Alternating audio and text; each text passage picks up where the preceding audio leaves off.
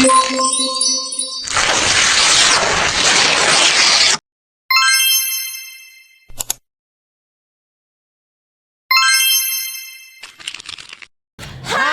everyone. Halo semua. Halo. Hai, hari ini kita mau ngapain sih? Gue juga nggak tahu nih kita mau ngapain ya.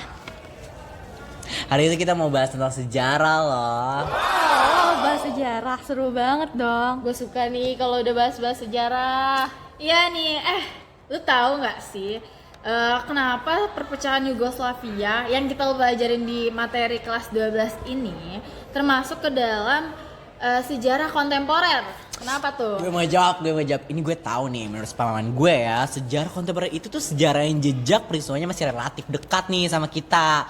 Nah, perpecahan Yugoslavia ini kan terjadi di tahun 2003 ya, yang which is masih lumayan baru nih mereka pecah. Wih, keren juga loh, Bi. Ha, jelas dong. Gue juga mau nanya dong, kalau misalkan Yugoslavia itu kapan sih berdirinya? Iya tuh, kapan sih? Tunggu dulu, sebelum itu kita perkenalin diri kita dulu nggak sih? Bener tuh, kata peribahasa sih, tak kenal mah kata sayang. Udah kenal belum tentu saya. Aduh. Aja. Oke, next aja gak sih, perkenalin, nama gue yang Fadli Robi, biasa dipanggil Obi. Halo guys, kalau gue namanya Sekar, nama panjangnya Sekarinis Narintias. Kalau gue Octavianisa Putri, biasa dipanggil Okta. Halo semua, nama gue Siti Zahra. Lo bisa panggil gue Rara, tapi sih biasanya si Obi ini manggil gue Siti. Apa sih lu Siti? Ya, diam lo. Udah, gue mau jawab pertanyaan dari Sekar nih. Yugoslavia ini pertama kali berdiri pada tahun 1918 sebagai negara kerajaan dengan nama awalnya itu Kerajaan Serbia, Kroasia, dan Slovenia. Yugoslavia juga merupakan hasil dari deklarasi Corfu pada tanggal 20 Juli 1917. Nah, setelah merdeka di tahun 1945, Yugoslavia berdiri sebagai negara republik komunis dengan Josip Broz Tito sebagai pemimpinnya. Terus, di bawah pimpinan Tito ini, Yugoslavia menjelma menjadi negara kediktatoran yang makmur dan terbuka. Wah, keren banget lo. Makasih banyak ya atas jawabannya, Okta. Haha, iya sama-sama Sekar. Sini deh gue nanya. Apa ya? Yugoslavia tuh negaranya apa aja coba? Gue tahu deh. Aduh, tapi gue lupa lagi nih sekarang. Tahu nggak? Gue deh yang jawab sini. Apa tuh Siti? Nah, Yugoslavia ini termasuk negara bagian yang negara ini tuh terdiri dari 6 negara bagian dan 2 provinsi otonom. Itu tuh ada Bosnia, Herzegovina, Kroasia, Makedonia, tapi sekarang namanya diganti jadi Makedonia Utara. Ada Slovenia, Serbia, Vojvodina, dan Kosovo. Nah, iya itu gue baru ingat tuh dari Siti. Ya, laksana aja lu mah. Iya, diam lu Siti, kan gue lupa. Guys, terus gimana sih terbentuknya negara Yugoslavia itu? Nah, kalau itu terbentuknya diusulkan oleh Josip Broz Tito yang selanjutnya itu diangkat menjadi pimpinan tertinggi di Yugoslavia pada tahun 1953. Nah, ia juga berasal dari etnis campuran Kroasia dan Slovenia loh. Si Tito ini kemudian menjalankan pemerintahan yang independen. Dirinya juga ikut terlibat dalam gerakan non-blok yang didirikan di ibu kota Yugoslavia pada tahun 1961. Oh, kayak gitu. Terus kalau untuk konflik yang ada di negara Yugoslavia itu juga bagaimana sih? Gue tahu nih. Nah, konflik di negara Yugoslavia itu bermula ketika Tito pada tahun 1980 ini wafat. Karena juga pada saat itu Yugoslavia mulai dilanda krisis ekonomi dan kelompok etnis yang berujung pada munculnya perang saudara sepanjang dekade 1990-an. Terus negara Slavia ini kan berdiri sejak 1918 ya. Karena Tito wafat dan di saat itu mereka dilanda krisis ekonomi serta krisis kelompok etnis, mereka akhirnya pecah nih di tahun 2003. That's why mereka termasuk ke sejarah kontemporer. Untuk mengatasi berbagai masalah yang pada saat itu terjadi, Yugoslavia akhirnya menganut kepemimpinan kolektif yang mewakili berbagai etnis. Namun ternyata kepemimpinan ini gagal untuk mengatasi masalah konflik dan politik serta ekonomi yang ada. Berdasarkan sepengetahuan gue sih gitu ya guys. Nah bener tuh apa yang dikata sama si Siti. Gue juga mau sedikit nih nambahin. Kan pada saat di tengah situasi yang sedang tidak menentu, muncul seorang tokoh yang bercita-cita menggantikan figur si Tito ini. Nama tokohnya itu Slobodan Milošević. Nah pada 1987 si Slobodan Milošević ini memimpin Partai Komunis Serbia dan berkeinginan membentuk Serbia Raya yang menggantikan Republik Federasi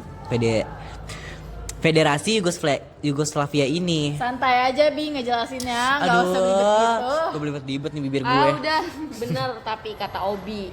Nah menurut Milošević si Serbia ini merupakan wilayah yang kaya akan sumber daya alam. Namun hanya dijadikan sapi perah untuk bangsa Kroasia, Slovenia dan Kosovo. Parah banget gak sih? Parah banget sih. Nah selain perihal utang yang menumpuk, Yugoslavia ini terpecah karena ada beberapa hal, yaitu karena adanya campur tangan negara lain, terus munculnya gerakan separatis, terus juga nggak mampu menghadapi perubahan yang cepat dan penentangan Serbia terhadap keinginan bangsa lain. Oh, ternyata gitu konflik yang ada di negara tersebut. Thanks guys atas penjelasan dari kalian semua.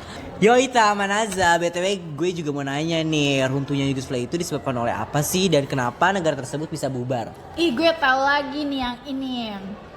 Yang gue tahu ya, negara itu kan termasuk negara bagian yang berada di bawah pemerintahan Yugoslavia.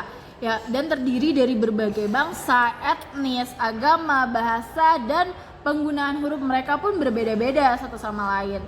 Bahkan ya guys, ide politik mereka itu berbeda dan saling bertentangan. Karena itulah setiap negara bagian berusaha membebaskan diri dari Yugoslavia. Tentu aja upaya pembebasan diri ini tidak dapat berlangsung begitu aja nih. Ada pihak yang tidak menginginkan negara bagian ini memisahkan diri dari mereka dan merdeka. Terutama Serbia yang memiliki kedudukan yang paling besar di Yugoslavia. Nah, selain itu juga menurut pemahaman gue sih ya, pembubaran yang terjadi di Yugoslavia ini disebabkan oleh serentetan gejolak dan konflik politik pada awal tahun 1990-an nih, yang dimana Republik Federal Sosialis Yugoslavia terpecah belah. Tetapi masalah-masalah yang tak tertangani mengakibatkan perang antar etnis Yugoslavia yang sengit, dan perang ini pun memberi dampak yang pada Bosnia dan Kroasia. Betul tuh Okta, tapi pada saat itu juga Serbia kan menolak berdirinya negara bagian menjadi negara sendiri serta merdeka. Serbia pun untuk mencegah hal itu terjadi, Serbia pun melakukan penyerangan ke berbagai pelosok negara bagian agar mereka menghentikan tindakan untuk membebaskan diri. Penyerangan terjadi sangat brutal di Bosnia karena mayoritas penduduk Bosnia itu beragama Islam, guys. By the way, berdasarkan penjelasan yang tadi gue jelasin nih ke kalian tahu nggak sih penyebab konflik antar sukunya tuh gimana? Nah kalau dari sepemahaman gue sih ya, penyebab konflik antar suku atau penyebab konflik antar ras ini berubah menjadi penyebab konflik antar agama. Tentu saja dampak konflik agama ini dapat menimbulkan reaksi dari negara Islam lainnya. Kalau kalian mau tahu latar belakang dari Yugoslavia itu, termasuk contoh konflik antar ras yang cukup besar sepanjang sejarah dan menjadi penyebab konflik sosial yang terjadi berkepanjangan nih guys. Oh ternyata gitu. Terima kasih banget nih guys atas penjelasan kalian semua.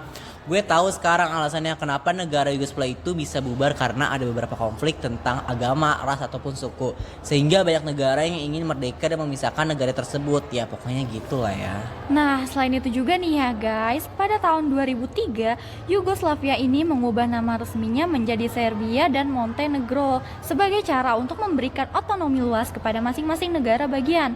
Pergantian nama tersebut sekaligus menandai berakhirnya riwayat negara dengan nama Yugoslavia. Nah, iya tuh, setuju gue tak. Dengan begitu, sekarang negara Yugoslavia bukan hanyalah sebuah negara, tapi melainkan kisah sejarah yang dapat kita pahamin dan juga kita jadikan sebagai sebuah pembelajaran tuh. Wah keren banget nih buat kalian semua hari ini. Gue jadi ada pembelajaran dan tambahan ilmu nih tentang sejarah. Jelas dong. Nah, bagi kalian semua yang dengerin podcast kita, gimana nih pendapat kalian? Apakah kalian juga dapat tambahan ilmu kayak Obi? Atau justru kalian gak nyimak nih podcast kita?